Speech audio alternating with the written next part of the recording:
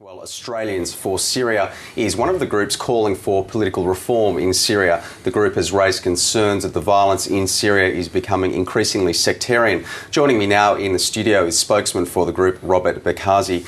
Robert, thanks for coming in. Start out by asking you how this crisis is being played out on Syrians who live in Australia. The Syrian community in Australia, you can say they're recent arrivals. They've barely been here a decade or two, which by Australian standards is quite recent. There's barely, there wouldn't be an Australian Syrian family that hasn't been touched by this, that doesn't have a relative that was killed. And unfortunately there are tensions on the ground here as well, particularly in Victoria, where there have been threats being made to community groups affiliated with Syrian minorities who unfortunately are being targeted in Syria by these so-called rebels. And I've just had confirmation, unfortunately, of a fire incident at an Alawite centre on Somerton Road in Greenvale. It's a very large centre with a mosque and a community hall that was burnt down overnight. And that follows threats made by Islamic fundamentalists who firebombed a Turkish Alawite centre about a month ago.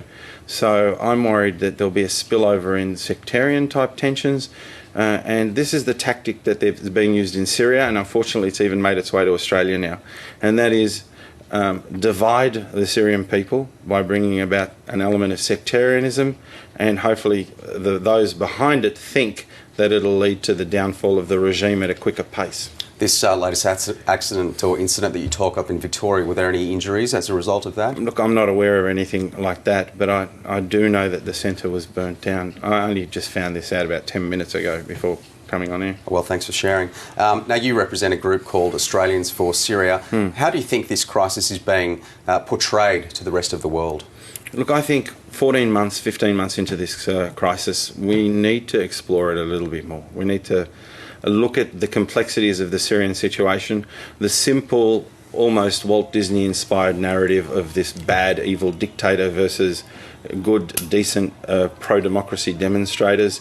It played out well in Libya and whatever else, and we've seen the actual reality on the ground post the downfall of Gaddafi. It would be so unfortunate if the same thing happened in Syria. What is happening in Syria right now is an awful multi-dimensional conflict, and what has now become obvious, especially since the last few months, particularly with the most recent bombings, is that Al-Qaeda is definitely playing its role. And it's not me saying this, it's US officials such as the US Secretary of Defense Leon Panetta, who yesterday confirmed that Al-Qaeda was behind these bombings. I think the media perhaps need to hear this and understand that what's happening in Syria is a complex struggle between a secular regime that has been in power for a long time, yes, that really needs to reform, and unfortunately an element that is 50 times worse. Well, the opposition is blaming authorities for some of these attacks. Look, I can go by what some of these so-called groups that are based in London or Istanbul or wherever else are saying, and unfortunately the media takes it to heart, takes it for granted.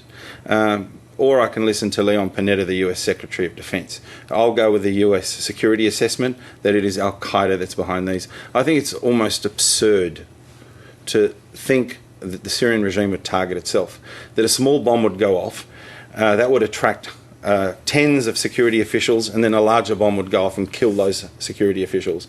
So if the regime was struggling for its survival, why would it be killing itself? Ridiculous notion. Doesn't make any sense. Okay, Robert Bekazi from Australians for Syria, thanks for coming in. Thank you.